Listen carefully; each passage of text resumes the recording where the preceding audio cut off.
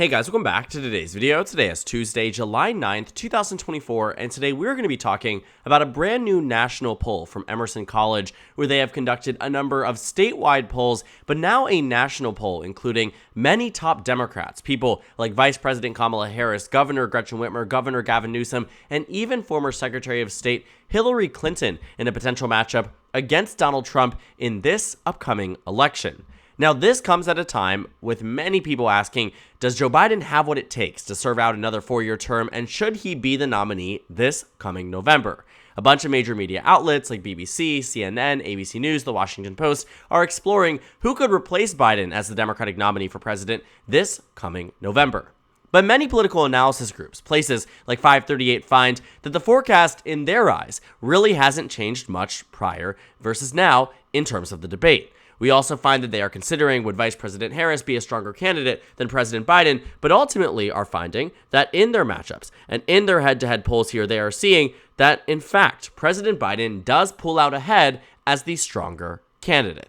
And that sort of throws a whole wrench in the plan for many of the Democrats who are out here saying that President Biden needs to step down because they need to find data points that show that Biden is, in fact, the weaker nominee. And while the vibes may say that Biden is on a pathway to victory, and I do agree that today, if the election was held, Donald Trump would win, I equally recognize that we are 4 months out from the election and have to understand that just because a Democrat is younger does not make them instantly more palatable to the average American. And this poll proves exactly that. President Biden won back in 2020 because he was uniquely palatable to the average voter. Voters of all different coalitions and wings of this country backed Biden in some cases by epic proportions.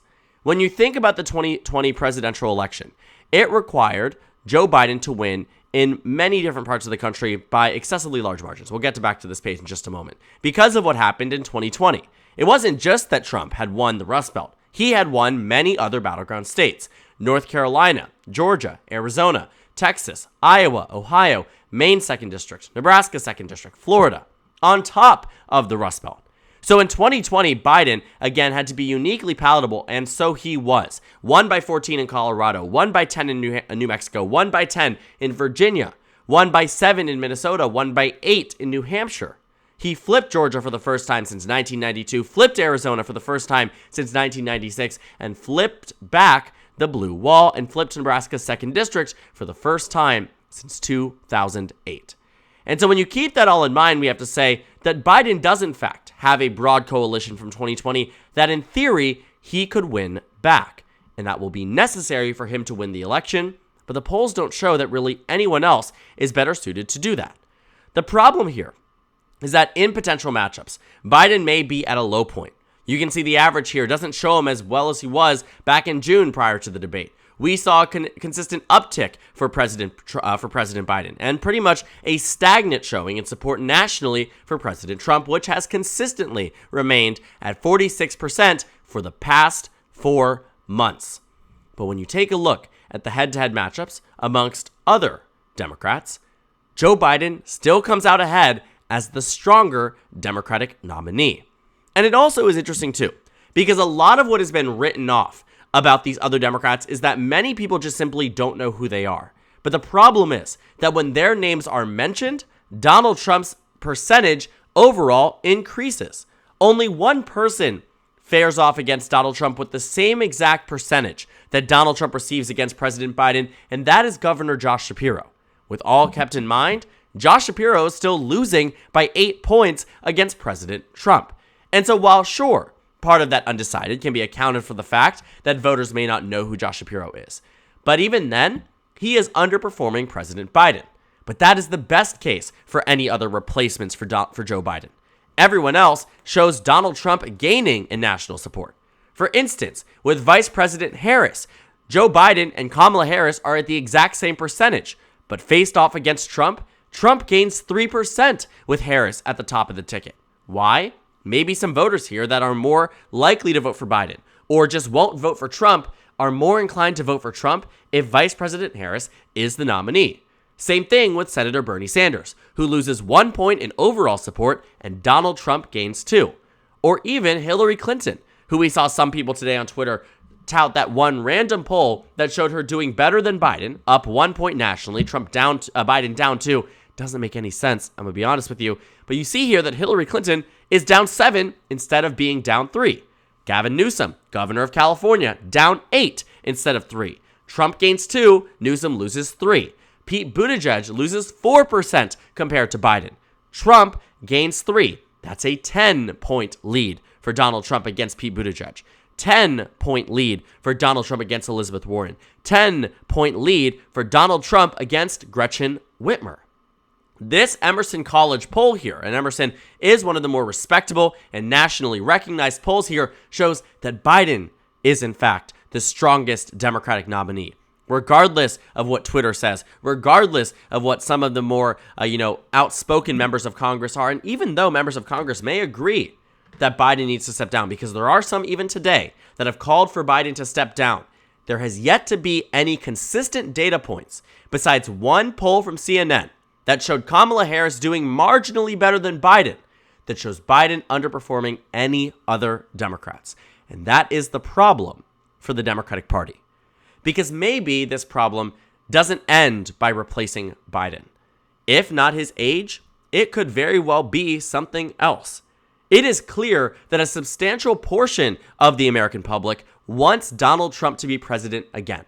And as many Democrats believe that that is unfathomable after January 6th, after the 34 counts of felonies that Donald Trump was convicted for, there are many things that Democrats can reasonably believe would turn off the average voter, but maybe don't actually turn off the average voter.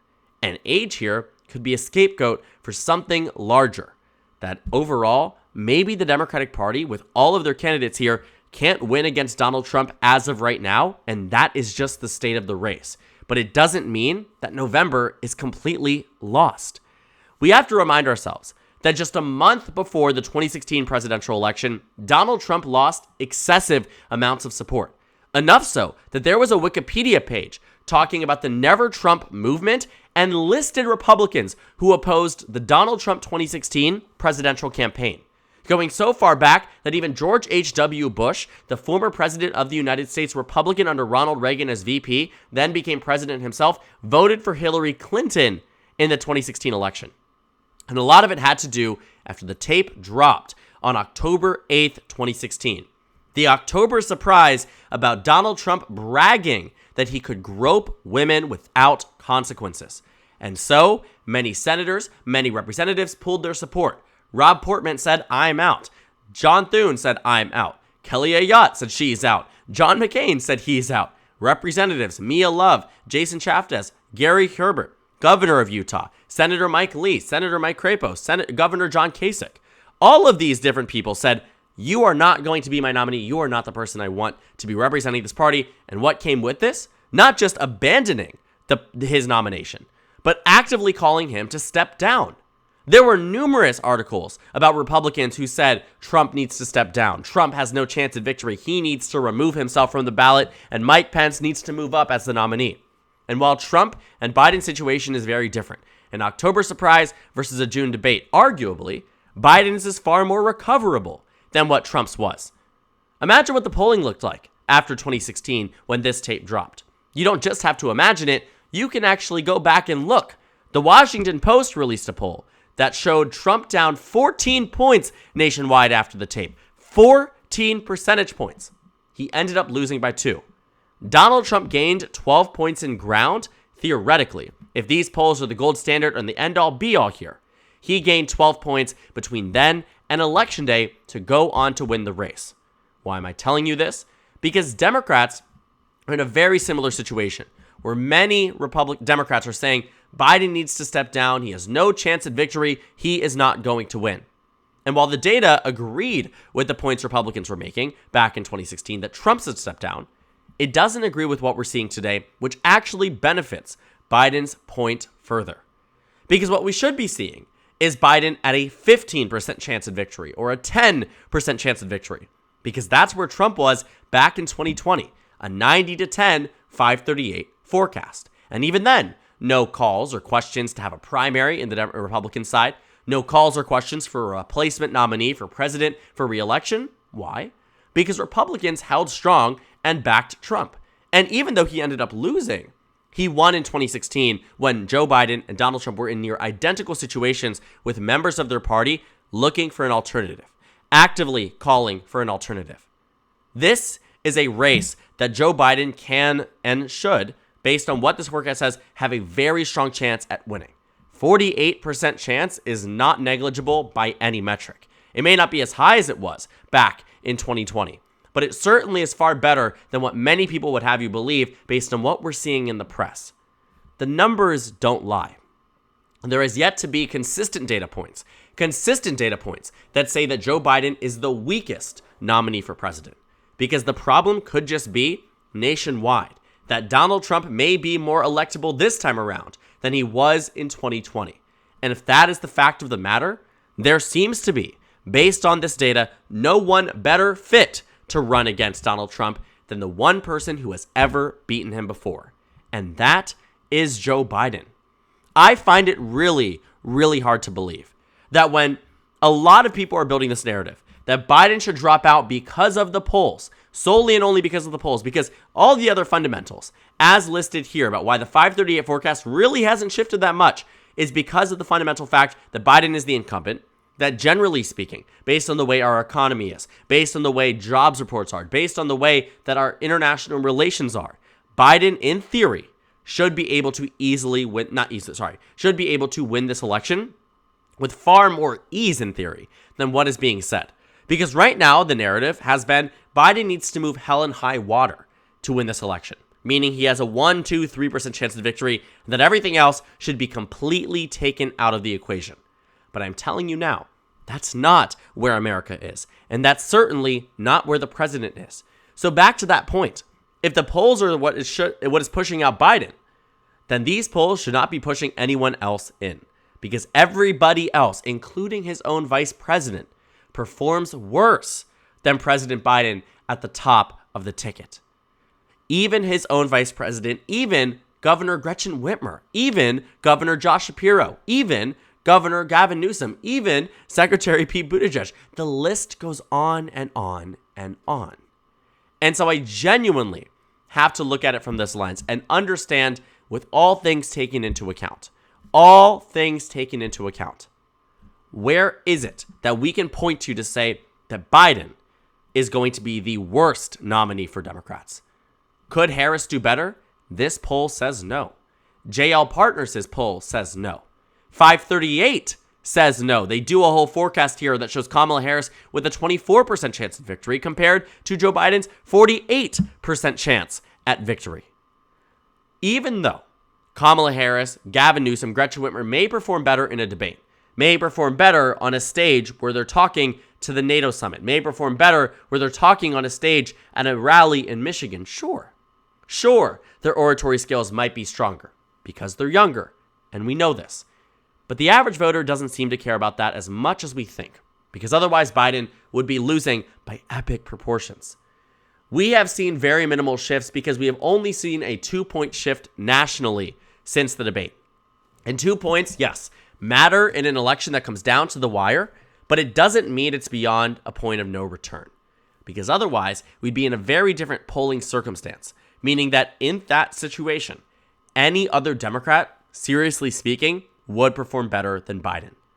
The alarm here is that there are voters here who say they want Biden, but switch over to Trump if Trump is up against Harris, or Sanders, or Gore, or Clinton, or Newsom, or Buttigieg, or Warren, or Whitmer, or Shapiro. There are voters here who say, I'm undecided in a Biden versus Trump rematch, that are Republican against all of these other Democrats. Because as much as we might be seeing from the mainstream editorial boards, from members of Twitter, political staffers from Washington, D.C., that Biden is the one who's going to lose this election, you have to point them in this direction. Because if the stake of this election for Democrats and for those talking about replacing Biden is truly just what happens this November, is truly just who wins the White House, they're going to need far more beneficial numbers to prove their point than what we are seeing pretty consistently now in a number of new polls, whether statewide or national. Because the only one I've seen that has proved that point is CNN's. and it was outdated, and it isn't as strong as an Emerson College poll, and it doesn't match what the rest of the polls are saying. That was an anomaly. But this is consistency. And so again, it may be a difficult thing for Democrats to stomach, that in some weird reality, that Biden in fact is the stronger and better nominee for Democrats. But that's very well where we could be. This nation does not just vote based on what we see on social media.